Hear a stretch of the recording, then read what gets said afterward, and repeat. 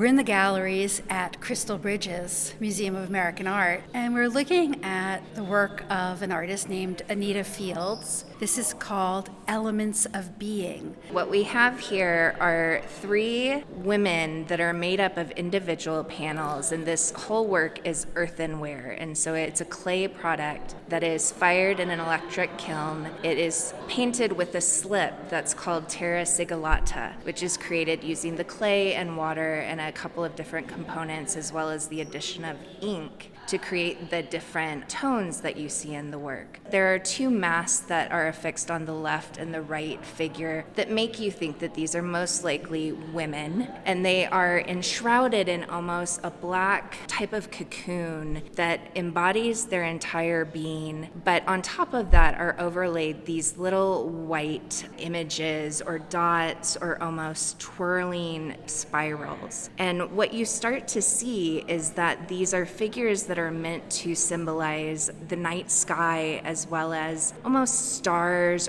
Anita Fields is Osage, and the Osage call themselves the people of the sky.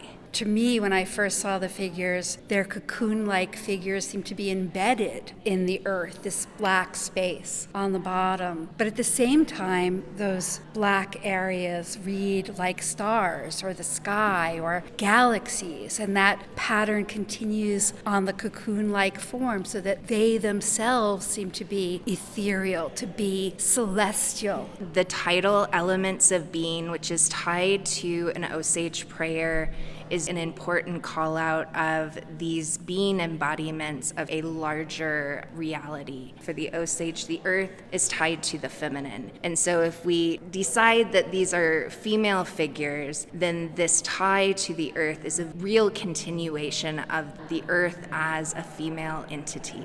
Almost to me as though they've come from the sky and have embedded themselves in the earth. And their lack of limbs, of legs, of arms suggests figures who have a kind of transcendent power. These are lifelike size. If you were to stand next to them, they would probably be fairly similar to the size of you, but that is in a lot of ways where the familiarity to the human form ends. And I think it's really important to call out that Osage are not potters. So Anita has made this choice to use a media that is outside of her cultural community. And yet this is still so informed by the importance of her Osage identity. Yes, this is why I love contemporary Native art, because it can exist in these moments of contradiction, of overlap, but artists like Anita are very much informed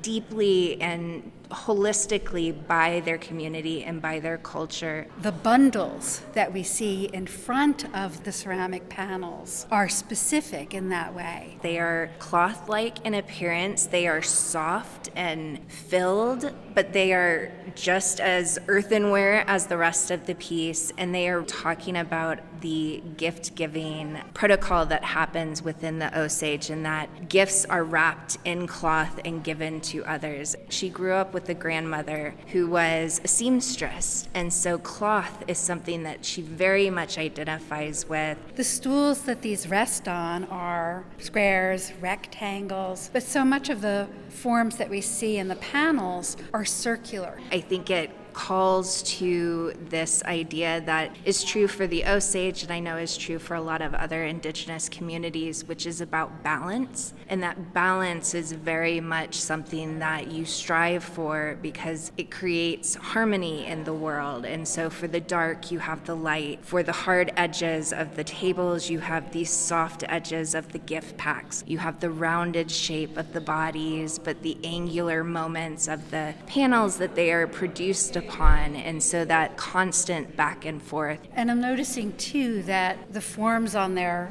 torsos are above their heart. So we have these white and gold circles on the right. In the center, a circle with a hand and a spiral over the heart. And on the leftmost figure, this white spiral on gold over the heart. So there's a real feeling of unity here, despite the disparateness of these figures. Absolutely. And we don't know if that middle figure is turned away from us and that hand is on the back of them or if it's on the front of them. And that ambiguity is something that's really exciting about the piece, because even if you don't know anything, you can start to embed your own interpretation upon it. And I think that there is validity in that approach.